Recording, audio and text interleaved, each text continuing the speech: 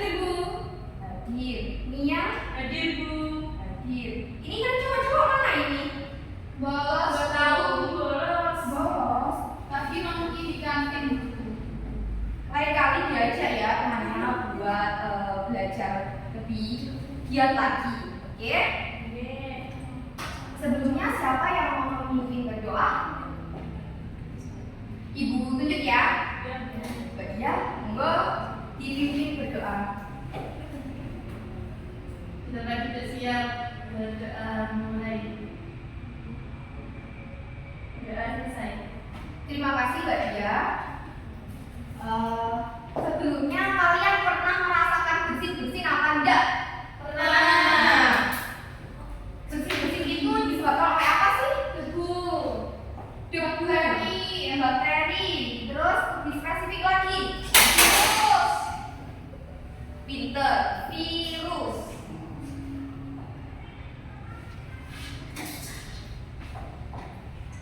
Sekarang pembelajaran kali ini yakni membahas tentang virus. Mbak Nia boleh minta tolong ya? Iya, Bu. Oh ya, tolong.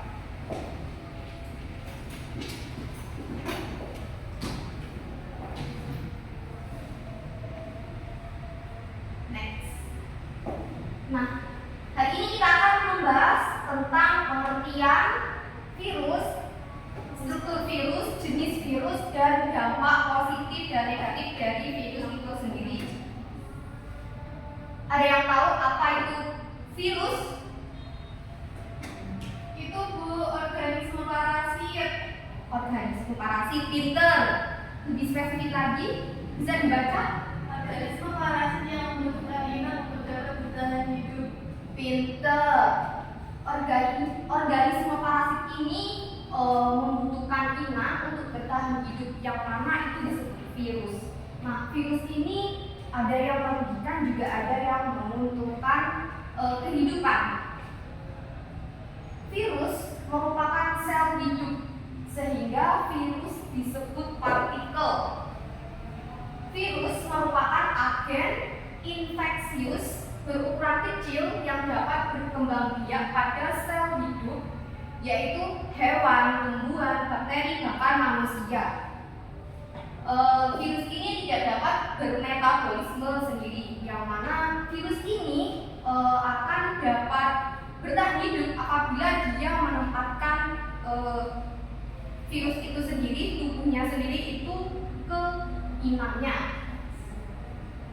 Yang kedua yakni karakteristik dari virus. Yang pertama yaitu ukurannya sangat kecil, antara 25 sampai 300 nanometer. Sangat kecil sekali ya. Yang kedua, tidak memiliki inti sel, membran plasma dan sitoplasma. Meskipun virus ini termasuk makhluk hidup, tapi dia juga mempunyai kekurangan, tidak ada yang sempurna di dunia ini. Yang ketiga yaitu bentuk peralihan antara benda mati yang dapat dikristalkan dan makhluk hidup yang berkembang biak. Seperti yang saya katakan sebelumnya bahwa virus ini adalah makhluk hidup, bukan benda mati. Dia dapat mati ketika dapat dikristalkan, tapi sebenarnya virus ini jauh tidak bisa mati karena virus ini menempatkan diri pada sel inangnya. Yang keempat yaitu dapat hidup dan berkembang biak pada sel hidup.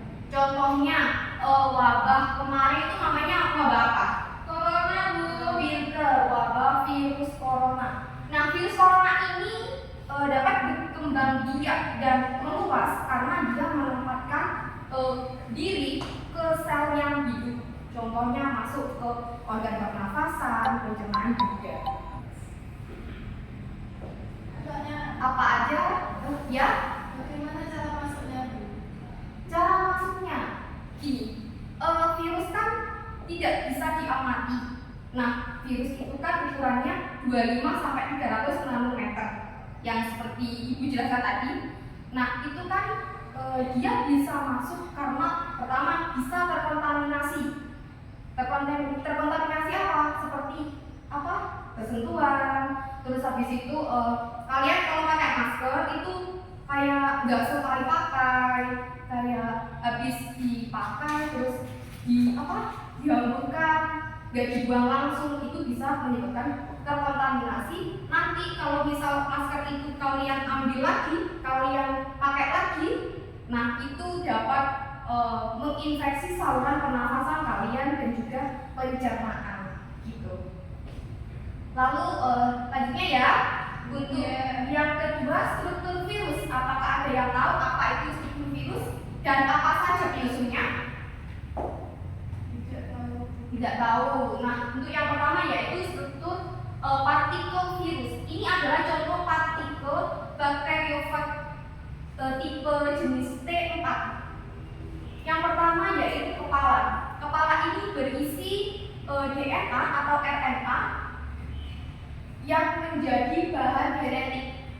Kepala ini meliputi kapsid yaitu selubung taksomer yang sebagai pembungkus DNA atau RNA. Nah, asal nukleat ini yaitu DNA dan atau RNA itu sendiri. Untuk yang kedua yaitu leher. Leher yaitu untuk penopang antara tubuh dan selubung ekor ini virus dengan kepala virus. Untuk yang ketiga yaitu selubung ekor, yakni untuk menyusun kepala dan ekor serabut-serabut ekor ini agar tetap bisa menyangga virus untuk hidup. Yang keempat yaitu serabut ekor. Nah, ekor ini adalah alat untuk menempelkan diri kepada sel inangnya. Nah, itu tadi struktur dari virus. Yang terakhir yaitu jarum penusuk. Jarum penusuk ini nantinya akan dimasukkan ke dalam sel hidup yang ada di tubuh kita. Makanya virus ini dapat berkembang biak banyak sekali. Itu karena jarum penusuk ini masuk ke dalam rongga-rongga sel yang ada di tubuh kita.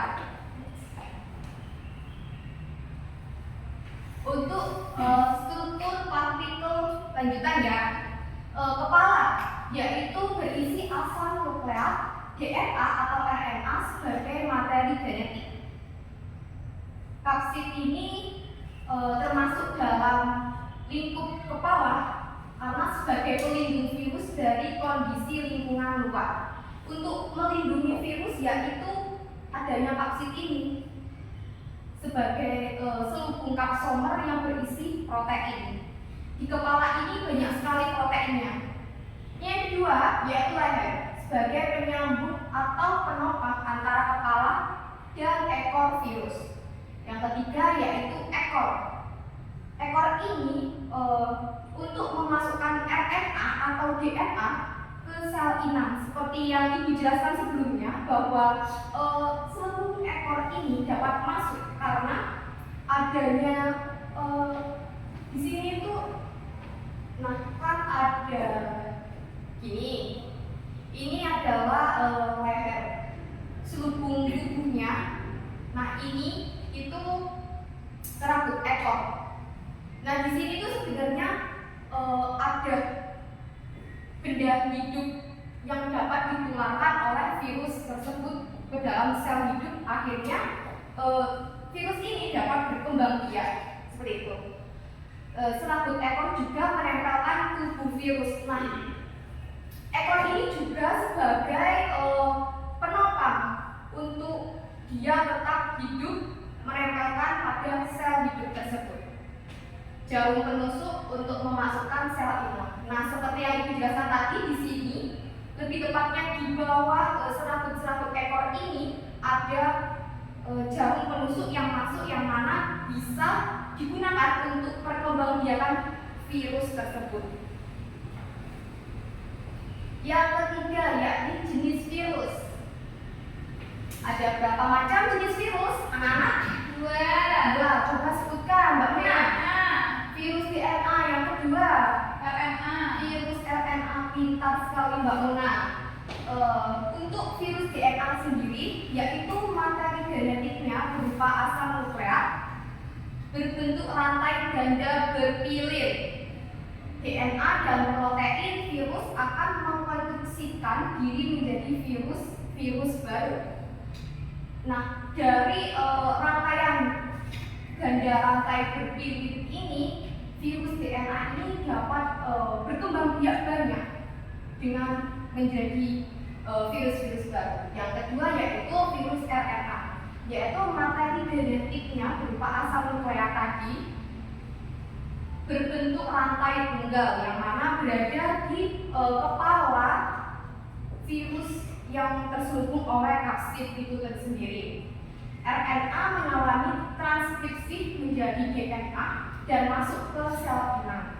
Berarti di sini ada proses dari RNA atau RNA itu sendiri mengalami transkripsi, yaitu ada di tubuh virus itu sendiri menjadi DNA dan masuk ke sel inang melalui jarum penusuk tersebut.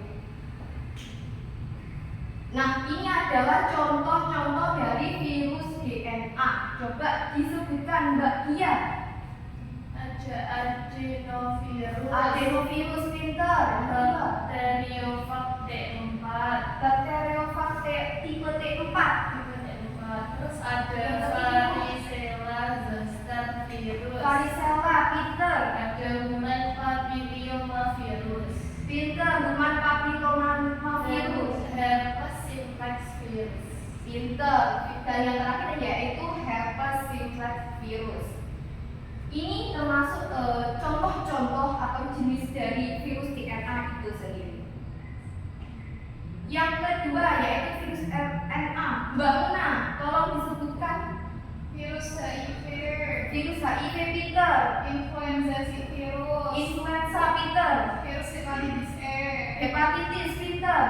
poliovirus, Poliovirus Peter. coronavirus. Yang terakhir yaitu coronavirus. Pintar sekali Mbak Una. Ini adalah contoh dari rangkaian contoh virus RNA itu sendiri.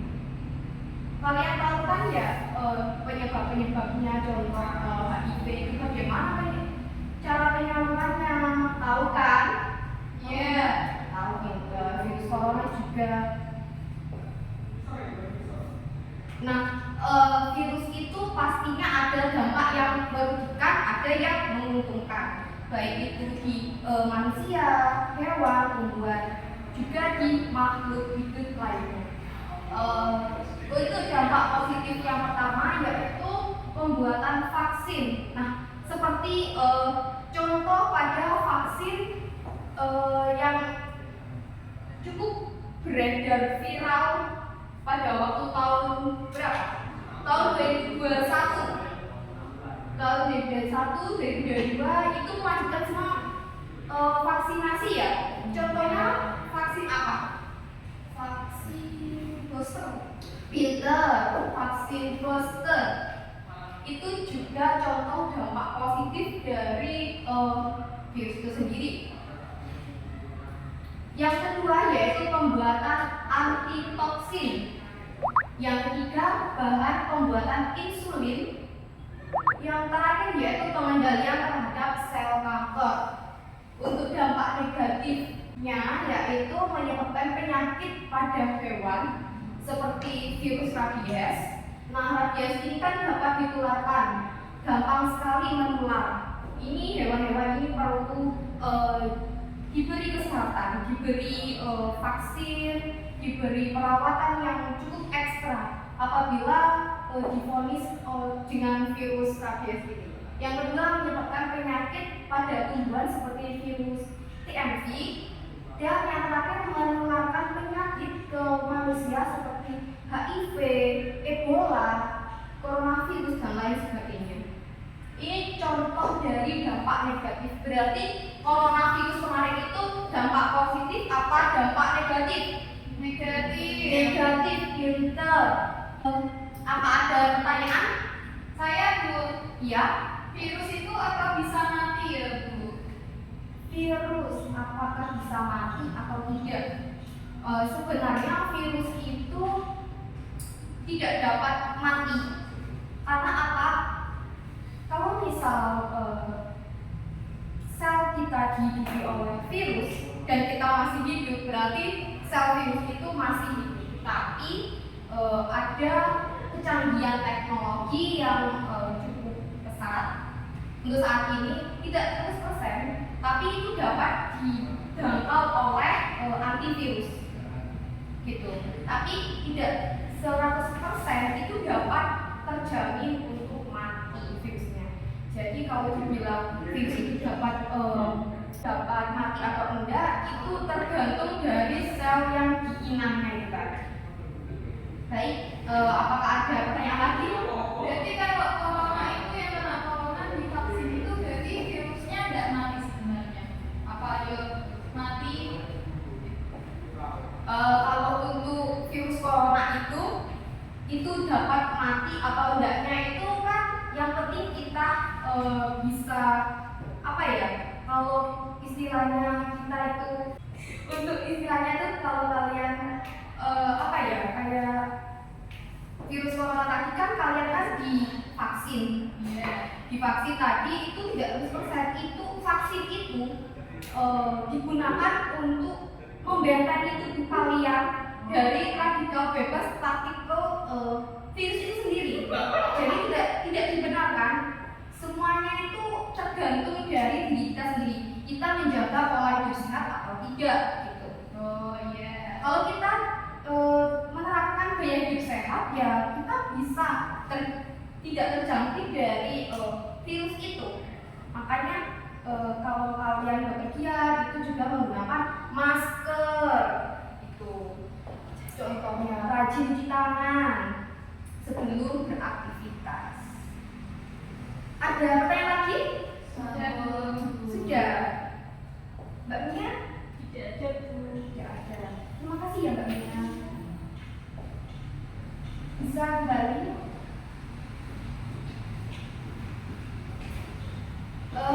Ibu ingatkan ya, untuk pertemuan selanjutnya kita akan membuat sebuah tugas proyek, yaitu ibu akan membagi kelompok kalian jadi beberapa kelompok terdiri dari 4 sampai 5 orang mungkin. Itu saya akan membagikan sebuah LKPD yang mana itu menjadi buku petunjuk kalian untuk membuat proyek. Kalian akan ibu suruh buat proyek replika virus yang mana nanti kalian akan mendemonstrasikan dan hasilnya akan kalian presentasikan di depan kelas tersebut. Nanti juga dipelajari karena ibu akan adakan sesi tanya jawab tersebut. Bisa dipahami? Bisa. Bisa. Ibu bukan ya? Ya.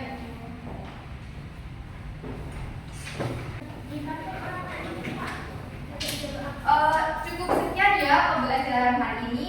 Ibu akhiri, kurang lebihnya mohon maaf.